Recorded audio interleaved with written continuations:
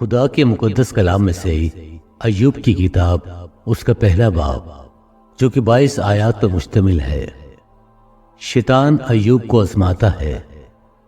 وہ اس کی سرزمین میں ایوب نام ایک شخص تھا۔ وہ شخص کامل اور راز باز تھا اور خداوند سے ڈرتا اور بدی سے دور رہتا تھا۔ اس کے ہاں 7 بیٹے اور 3 بیٹیاں پیدا ہوئیں۔ اس کے پاس 7,000 بھیڑیں اور 3,000 اونٹ اور 500 جوڑی بیل اور 500 گدھیاں اور بہت سے نوکر چاکر تھے۔ ایسا کہ اہل مشرق میں وہ سب سے بڑا آدمی تھا۔ اس کے بیٹے ایک دوسرے کے گھر جایا کرتے تھے اور ہر ایک اپنے دن پر ضیافت کرتا تھا اور اپنے ساتھ کھانے پینے کو اپنی تینوں بہنوں کو بلوا بھیجتے تھے۔ اور جب ان کی ضیافت کے دن پورے ہو جاتے تو ایوب انہیں بلوا کر پاک کرتا اور صبح کو سویرے اٹھ کر ان سبوں کے شمار کے موافق سوختنی قربانیاں چڑھاتا تھا، کیونکہ ایوب کہتا تھا کہ شاید میرے بیٹوں نے کچھ خطا کی ہو اور اپنے دل میں خدا کی تفکیر کی ہو۔ ایوب ہمیشہ ایسا ہی کیا کرتا تھا۔ اور ایک دن خدا کے بیٹے آئے کہ خداوند کے حضور حاضر ہوں، اور ان کے درمیان شیطان بھی آیا۔ اور خداوند نے شیطان سے پوچھا کہ تو کہاں سے آتا ہے؟ شیطان نے خداوند کو جواب دیا کہ زمین پر ادھر ادھر گھومتا پھرتا اور اس پہ سیر کرتا ہوا آیا ہوں۔ خداوند نے شیطان سے کہا، کیا تو نے میرے بندہ ایوب کے حال پر بھی کچھ غور کیا؟ کیونکہ زمین پر اس کی طرح کامل اور راست باز آدمی جو خدا سے ڈرتا اور بدی سے دور رہتا ہو کوئی نہیں۔ شیطان نے خداوند کو جواب دیا، کیا ایوب یوں ہی خدا سے ڈرتا ہے؟ کیا تو نے اس کے اور اس کے گھر کی گرد اور جو کچھ اس کا ہے اس سب کی گرد چاروں طرف باڑ نہیں بنائی ہے؟ تو نے اس کے ہاتھ کے کام میں برکت بخشی ہے اور اس کی گلہ ملک میں بڑھ گئے ہیں۔ پر تو ذرا اپنا ہاتھ بڑھا کر جو کچھ اس کا ہے اسے چھو ہی دے، تو کیا وہ تیرے منہ پر تیری تکفیر نہ کرے گا؟ خداوند نے شیطان سے کہا، دیکھ اس کا سب کچھ تیرے اختیار میں ہے، صرف اس کو ہاتھ نہ لگانا۔ تب شیطان خداوند کے سامنے سے چلا گیا۔ ایوب کے بچے ہلاک اور دولت برباد ہو جاتی ہے۔ اور ایک دن جب اس کے بیٹے اور بیٹیاں اپنے بڑے بھائی کے گھر میں کھانا کھا رہے اور مے نوشی کر رہے تھے تو ایک قاصد نے ایوب کے پاس آ کر کہا کہ بیل ہل میں جتے تھے اور گدھے ان کے پاس چل رہے تھے کہ سبا کے لوگ ان پر ٹوٹ پڑے اور انہیں لے گئے اور نوکروں کو تحقیق کیا، اور فقط میں ہی اکیلا بچ نکلا کہ تجھے خبر دوں۔ اور ابھی یہ کہہ ہی رہا تھا کہ ایک اور بھی آ کر کہنے لگا کہ خدا کی آگ آسمان سے نازل ہوئی اور بھیڑوں اور نوکروں کو جلا کر بھسم کر دیا، اور فقط میں ہی اکیلا بچ نکلا کہ تجھے خبر دوں۔ وہ ابھی یہ کہہ ہی رہا تھا کہ ایک اور بھی آ کر کہنے لگا کہ کسدی 3 غول ہو کر اونٹوں پر آ گرے اور انہیں لے گئے اور نوکروں کو تحقیق کیا، اور فقط میں ہی اکیلا بچ نکلا کہ تجھے خبر دوں۔ وہ ابھی یہ کہہ ہی رہا تھا کہ ایک اور بھی آ کر کہنے لگا کہ تیرے بیٹے بیٹیاں اپنے بڑے بھائی کے گھر میں کھانا کھا رہے اور مے نوشی کر رہے تھے کہ دیکھ بیابان سے ایک بڑی آندھی چلی اور اس گھر کے چاروں کونوں پر ایسے زور سے ٹکرائی کہ وہ ان جوانوں پر گر پڑا اور وہ مر گئے، اور فقط میں ہی اکیلا بچ نکلا کہ تجھے خبر دوں۔ تب ایوب نے اٹھ کر اپنا پیرہن چاک کیا اور سر مڈایا اور زمین پر گر کر سجدہ کیا اور کہا، ننگا میں اپنی ماں کے پیٹ سے نکلا اور ننگا ہی واپس جاؤں گا۔ خداوند نے دیا اور خداوند نے لیا، خداوند کا نام مبارک ہو۔ ان سب باتوں میں ایوب نے نہ تو گناہ کیا اور نہ خدا پر بیجا کام کا عیب لگایا۔ دوسرا باب۔ پھر ایک دن خدا کے بیٹے آئے کہ خداوند کے حضور حاضر ہوں، اور شیطان بھی ان کے درمیان آیا کہ خداوند کے آگے حاضر ہو۔ اور خداوند نے شیطان سے پوچھا کہ تو کہاں سے آتا ہے؟ شیطان نے خداوند کو جواب دیا کہ زمین پر ادھر ادھر گھومتا پھرتا اور اس پہ سیر کرتا ہوا آیا ہوں۔ خداوند نے شیطان سے کہا، کیا تو نے میرے بندہ ایوب کے حال پر بھی کچھ غور کیا؟ کیونکہ زمین پر اس کی طرح کامل اور راز باز آدمی جو خدا سے ڈرتا اور بدی سے دور رہتا ہے کوئی نہیں۔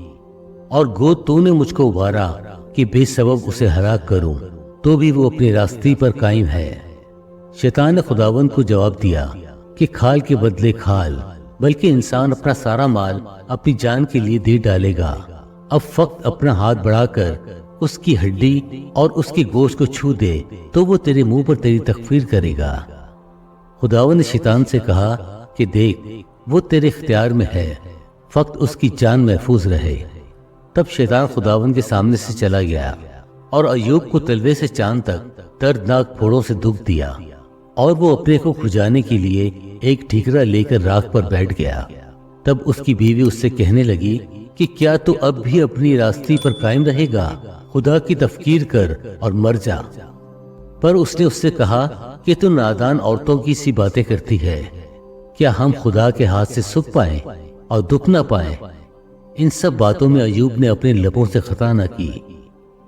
ایوب کے دوست آتے ہیں۔ جب ایوب کے 3 دوستوں تیمانی الفیز، سوخنی بلدید، نواتی سوفر نے اس ساری آفت کا حال جو اس پر آئی تھی سنا تو وہ اپنی اپنی جگہ سے چلے اور انہوں نے آپس میں عہد کیا کہ جا کر اس کے ساتھ روئیں اور اسے تسلی دیں۔ اور جب انہوں نے دور سے نگاہ کی اور اسے نہ پہچانا تو وہ چلا چلا کر رونے لگے، اور ہر ایک نے اپنا پیرہن چاک کیا اور اپنے سر کے اوپر آسمان کی طرف دھول اڑائی، اور وہ 7 دن اور 7 رات اس کے ساتھ زمین پر بیٹھے رہے، اور کسی نے اس سے ایک بات نہ کہی، کیونکہ انہوں نے دیکھا کہ اس کا غم بہت بڑا ہے۔ تیسرا باب، ایوب خدا سے شکایت کرتا ہے۔ اس کے بعد ایوب نے اپنا منہ کھول کر اپنے جنم دن پر لعنت کی، اور ایوب کہنے لگا نابود ہو وہ دن جس میں میں پیدا ہوا، اور وہ رات بھی جس میں کہا گیا کہ دیکھو بیٹا ہوا۔ وہ دن اندھیرا ہو جائے، خدا اوپر سے اس کا لحاظ نہ کرے اور نہ اس پر روشنی پڑے۔ اندھیرا اور موت کا سایہ اس پر قابض ہو، بدلی اس پر چھائی رہے، اور دن کو تاریک کر دینے والی چیزیں اسے دہشت زدہ کریں۔ گہری تاریکی اس رات کو دبوچ لے، وہ رات کے دنوں کے درمیان خوشی نہ کرنے پائے اور نہ مہینوں کے شمار میں آئے۔ وہ رات بانجھ ہو جائے، اس میں خوشی کی کوئی صدا نہ آئے۔ دن پر لعنت کرنے والے اس پر لعنت کریں، اور وہ بھی جو اژدہا کو چھڑانے کو تیار ہیں۔ اس کی شام کے تارے تاریک ہو جائیں، وہ روشنی کی راہ دیکھیں جبکہ وہ ہے نہیں، اور نہ وہ صبح کی پلکوں کو دیکھیں، کیونکہ اس نے میری ماں کے رحم کے دروازوں کو بند نہ کیا اور دکھ کو میری آنکھ سے چھپا نہ رکھا۔ میں رحم ہی میں کیوں نہ مر گیا؟ میں نے پیٹ سے نکلتے ہی جان کیوں نہ دے دی؟ مجھے قبول کرنے کو گھٹنے کیوں تھے اور چھاتیاں کہ میں ان سے پیوں؟ نہیں تو اس وقت میں پڑا ہوتا اور بے خبر رہتا۔ میں سو جاتا، تب مجھے آرام ملتا۔ زمین کے بادشاہوں اور مشیروں کے ساتھ جنہوں نے اپنے لیے مقبرے بنائے، یا ان شہزادوں کے ساتھ ہوتا جن کے پاس سونا تھا، جنہوں نے اپنے گھر چاندی سے بھر لیے تھے، یا پوشیدہ اسقاط حمل کی مانند میں وجود میں نہ آتا، یا ان بچوں کی مانند جنہوں نے روشنی ہی نہ دیکھی۔ وہاں شریر فساد سے باز آتے ہیں اور تھکی ماندے راحت پاتے ہیں۔ وہاں قیدی مل کر آرام کرتے ہیں اور دروغہ کی آواز سننے میں نہیں آتی۔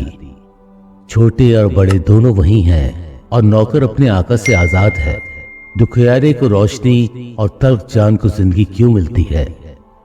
جو موت کی راہ دیکھتے ہیں پر وہ آتی نہیں، اور چھپے خزانوں سے زیادہ اس کے جویان ہیں، جو نہایت شادمان اور خوش ہوتے ہیں جب قبر کو پا لیتے ہیں۔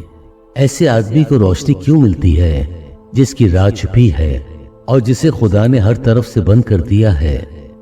کیونکہ میرے کھانے کی جگہ میری آہیں ہیں اور میرا کرہانہ پانی کی طرح جاری ہے، کیونکہ جس بات سے میں ڈرتا ہوں وہی مجھ پر آتی ہے، اور جس بات کا مجھے خوف ہوتا ہے وہی مجھ پر گزرتی ہے، کیونکہ مجھے نہ چین ہے نہ آرام، نہ مجھے کل پڑتی ہے بلکہ مصیبت ہی آتی ہے۔ چوتھا باب، پہلا مکالمہ۔ تب تمانی انفیس کہنے لگا، اگر کوئی تجھ سے بات چیت کرنے کی کوشش کرے تو کیا تو رنجیدہ ہوگا؟ پر بولے بغیر کون رہ سکتا ہے؟ دیکھ، تو نے بہتوں کو سکھایا اور کمزور ہاتھوں کو مضبوط کیا۔ تیری باتوں نے گرتے ہوئوں کو سنبھالا اور تو نے لڑکھڑاتے گھٹنوں کو پائیدار کیا، اور اب تو تجھی پر آ پڑی اور تو بے دل ہوا جاتا ہے۔ اس نے تجھے چھوا اور تو گھبرا اٹھا۔ کیا تیری خدا ترسی ہی تیرا بھروسہ نہیں؟ کیا تیری راہوں کی راستی تیری امید نہیں؟ کیا تجھے یاد ہے کہ کبھی کوئی معصوم بھی ہلاک ہوا ہے یا کہیں راز باز بھی کاٹ ڈالے گئے؟ میرے دیکھنے میں جو گناہ کو جوتتے اور دکھ بوتے ہیں وہی اس کو کاٹتے ہیں۔ وہ خدا کے دم سے ہلاک ہوتے اور اس کے غضب کی چونکی سے بھسم ہوتے ہیں۔ ببر کی گرج اور خون خوار ببر کی دھاڑ اور ببر کے بچوں کے دانت یہ سب توڑے جاتے ہیں۔ شکار نہ پانے سے بڈھا ببر ہلاک ہوتا اور شیرنی کے بچے تتر بتر ہو جاتے ہیں۔ ایک بات چپکے سے میرے پاس پہنچائی گئی، اس کی بھنک میرے کان میں پڑی۔ رات کی روتوں کے خیالوں کے درمیان جب لوگوں کو گہری نیند آتی ہے، مجھے خوف اور کپکپی نے ایسا پکڑا کہ میری سب ہڈیوں کو ہلا ڈالا۔ تب ایک روح میرے سامنے سے گزری اور میرے رونگٹے کھڑے ہو گئے۔ وہ چپ چاپ کھڑی ہو گئی پر میں اس کی شکل پہچان نہ سکا۔ ایک صورت میری آنکھوں کے سامنے تھی اور سناٹا تھا۔ پھر میں نے ایک آواز سنی کہ کیا فانی انسان خدا سے زیادہ عادل ہوگا؟ کیا آدمی اپنے خالق سے زیادہ پاک ٹھہرے گا؟ دیکھ، اسے اپنے خادموں کا اعتبار نہیں اور وہ اپنے فرشتوں پر حماقت کو عائد کرتا ہے۔ پھر بھلا ان کی کیا حقیقت ہے جو مٹی کے مکانوں میں رہتے ہیں، جن کی بنیاد خاک میں ہے اور جو پتنگے سے بھی جلدی پس جاتے ہیں؟ وہ صبح سے شام تک ہلاک ہوتے ہیں، وہ ہمیشہ کے لیے فنا ہو جاتے ہیں اور کوئی ان کا خیال بھی نہیں کرتا۔ کیا ان کے ڈیرے کی ڈوری ان کے اندر ہی اندر توڑی نہیں جاتی؟ وہ مرتے ہیں اور یہ بھی بغیر دانائی کے۔ 5واں باب۔ ذرا پکار، کیا کوئی ہے جو تجھے جواب دے گا؟ اور مقدسوں میں سے تو کس کی طرف پھرے گا؟ کیونکہ کڑنا بے وقوف کو مار ڈالتا ہے اور جلن احمق کی جان لے لیتی ہے۔ میں نے بے وقوف کو جڑ پکڑتے دیکھا ہے، پر ناگہان اس کے مسکن پر لعنت ہے۔ اس کے بال بچے سلامتی سے دور ہیں، وہ پھاٹک ہی میں کچلے جاتے ہیں اور کوئی نہیں جو انہیں چھڑائے۔ بھوکا اس کی فصل کو کھاتا ہے بلکہ اس کو کانٹوں میں سے بھی نکال لیتا ہے، اور پیاسا اس کے مال کو نگل جاتا ہے، کیونکہ مصیبت مٹی میں سے نہیں اگتی، نہ دکھ زمین سے نکلتا ہے۔ پر جیسے چنگاریاں اوپر ہی کو اڑتی ہیں، ویسے ہی انسان دکھ کے لیے پیدا ہوا ہے۔ لیکن میں تو خدا کا ہی طالب رہوں گا اور اپنا معاملہ خدا ہی پر چھوڑوں گا، جو ایسے بڑے بڑے کام جو دریافت نہیں ہو سکتے اور بے شمار عجیب کام کرتا ہے۔ وہی زمین پر میਂہ برساتا اور کھیتوں میں پانی بھیجتا ہے۔ اسی طرح وہ فروتنوں کو اونچی جگہ پر بیٹھاتا ہے اور ماتم کرنے والے سلامتی کی سرفرازی پاتے ہیں۔ وہ عیاروں کی تدبیروں کو بات کر دیتا ہے، یہاں تک کہ ان کے ہاتھ ان کے مقصود کو پورا نہیں کر سکتے۔ وہ اشاروں کو انہی کی چلاکیوں میں پھنساتا ہے اور ٹیڑھے لوگوں کی مشورت جل جاتی رہتی ہے۔ انہیں دن دہاڑے اندھیرے سے پالا پڑتا ہے اور وہ دوپہر کے وقت ایسے ٹٹولتے پھرتے ہیں جیسے رات کو، لیکن مفلس کو ان کے منہ کی تلوار اور زبردست کے ہاتھ سے وہ بچا لیتا ہے۔ سو مسکین کو امید رہتی ہے اور بدکاری اپنا منہ بند کر لیتی ہے۔ دیکھ، وہ آدمی جسے خدا تنبیہ کرتا ہے خوش قسمت ہے، اس لیے قادر مطلق کی تعدیب کو حقیر نہ جان، کیونکہ وہی مجروح کرتا اور پٹی باندھتا ہے، وہی زخمی کرتا ہے اور اسی کے ہاتھ چنگا کرتے ہیں۔ وہ تجھے 6 مصیبتوں سے چھڑائے گا، بلکہ 7 پہ بھی کوئی آفت تجھ کو چھو نہ پائے گی۔ کال میں وہ تجھ کو موت سے بچائے گا اور لڑائی میں تلوار کی دھار سے۔ تو زبان کی کوڑے سے محفوظ رکھا جائے گا، اور جب ہلاکت آئے گی تو تجھے ڈر نہیں لگے گا۔ تو ہلاکت اور خشک سالی پر ہنسے گا، اور زمین کے درندوں سے تجھے کچھ خوف نہ ہوگا۔ میدان کے پتھروں کے ساتھ تیرا ایکا ہوگا، اور جنگلی درندے تجھ سے میل رکھیں گے، اور تو جانے گا کہ تیرا ڈیرا محفوظ ہے، اور تو اپنے مسکن میں جائے گا اور کوئی چیز غائب نہ پائے گا۔ تجھے یہ بھی معلوم ہوگا کہ تیری نسل بڑی اور تیری اولاد زمین کی گھاس کی مانند برمند ہوگی۔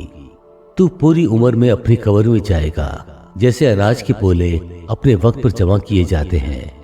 دیکھ، ہم نے اس بات کی تحقیق کی، اور یہ بات یوں ہی ہے۔ اسے سن لے اور اپنے فائدے کے لیے اسے یاد رکھ۔ خدا کے پاک کلام پڑھے اور سنے جانے پر خداوند کی برکت ہو، آمین۔